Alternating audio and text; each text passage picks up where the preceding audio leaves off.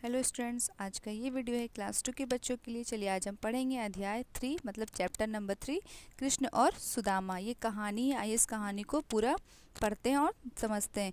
कृष्ण और सुदामा दो सच्चे मित्र थे। मतलब कृष्ण और सुदामा दो मित्र थे, एक जिनका एक का नाम कृष्ण और दूसरे का नाम सुदामा था। वो दोनों सच्चे मित्र थे। मित्र मतलब होते हैं दोस्त। वो सच्चे और अच्छे दोस्त थे। वे दोनों एक ही गुरु के आश्रम में पढ़ते थे। गुरु मतलब होते हैं जो आपको जो पढ़ाते हैं, या फिर कोई भी आपके कैसे भी टीचर हो, वो आपके गुरु होते हैं। शिक्षक अध्यापक को हम लोग गुरु बोलते हैं। और आश्रम मतलब होता है जहाँ साधु संत लोग रहते हैं, तो उस जगह को हम लोग आश्रम बोलते। तो मतलब एक ही गुरु से वो पढ़ते थे आश्रम में।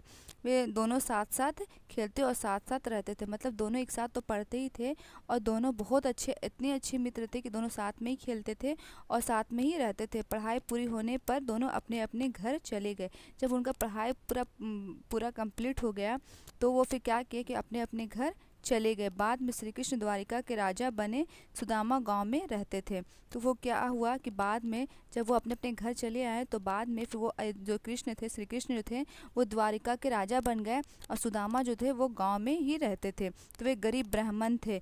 तो वो क्या थे, जो सुदामा जो थे वो बहुत गरीब थे और जात के ब्राह्मण थे। तो भिक्षा में जो कुछ भी मिल जाता उसे ही खा लेते और भगवान का भजन करते थे। मतलब क्या होता था, वो जो सुदामा थे इतने गरीब थे कि वो भिक्षा मांगते थे। मतलब भीख मांग के वो अपने घर का घर चलाते थे, अपना और अपने घर का। तो वो क्या हुआ कि फिर भी वो उसी में भगवान का शुक्र अदा करते थे, मतलब भजन गाते थे। एक बार सुदामा को कई दिनों तक भिक्षा में कुछ नहीं मिला। इस कारण उनके परिवार की हालत ख़राब हो गई।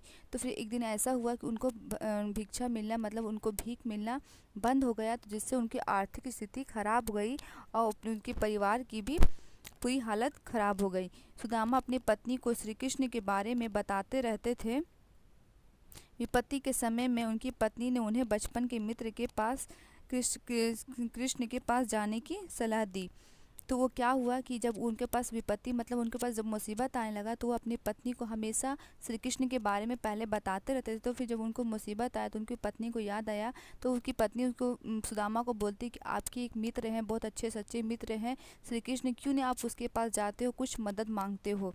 तो पहले तो सुदामा मना करते रहे, किंतु बाद में वे मान गए। तो पहले तो वो उसने मना किया सुदामा ने कि नहीं, हम नहीं जाएंगे। फिर वो क्या हुआ, फिर वो बाद में मान गए। सुदामा की पत्नी उपहार में देने के लिए पड़ोसियों से थोड़े चावल मांग लाई। मतलब हम लोग कभी किसी के घर जाते हैं तो कुछ न कुछ उपहार, मतलब गिफ्ट के रूप में कुछ लेके जाते हैं। तो वैसे सुदामा की जो पत्नी थी, वो क्या की पड़ोसी से चावल मांग के लेकर आई उपहार के रूप में देने के लिए।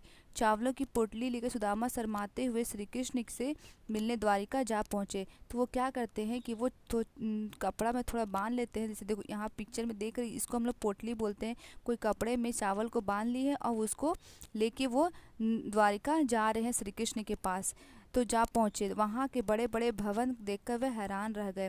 मतलब वहाँ जब वो द्वारिका पहुँचे तो देखते कि बहुत बड़े बड़े भवन, मतलब बहुत बड़े बड़े घर हैं। तो वो देख कर हैरान हो गए। श्री कृष्ण सुदामा की बुरी हालत देखकर रोने लगे।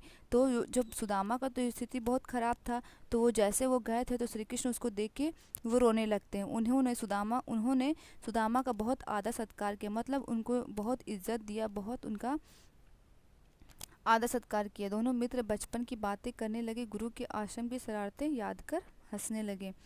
तो फिर वो क्या करते हैं कि वो दोनों मित्र जो थे अपने बचपन की बातों को याद करते थे, और वो फिर आश्रम में अपनी जितनी शरारतें, मतलब जितनी भी मौज मस्ती करते थे, वो सब याद करके हंसने लगे। श्री कृष्ण ने सुदामा से बगल में दबाई हुई पोटली खींच ली और बड़े प्यार से चावल खाने लगे। तो वो क्या हुआ कि श्री कृष्ण जो थे, तो वो सुदामा के बगल में जो वो पोटली सुदामा जो लेके गया था श्री कृष्ण को देने के लिए, तो वो पोटली को श्री कृष्ण खींच लेते हैं और उसमें से निकाल के चावल खाने लगते हैं।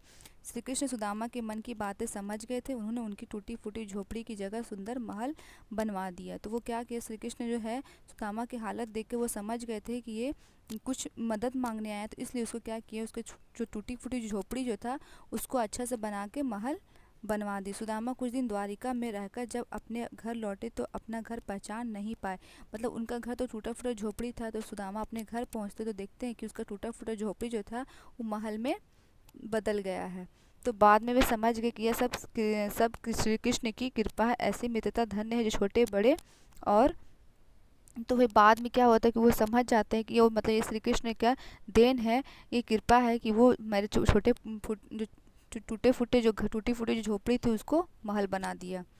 तो ऐसा मित्रता धन्य है, मतलब ऐसा दोस्त मिलना बहुत बड़ी बात है जो बहुत कम ही मिलते हैं।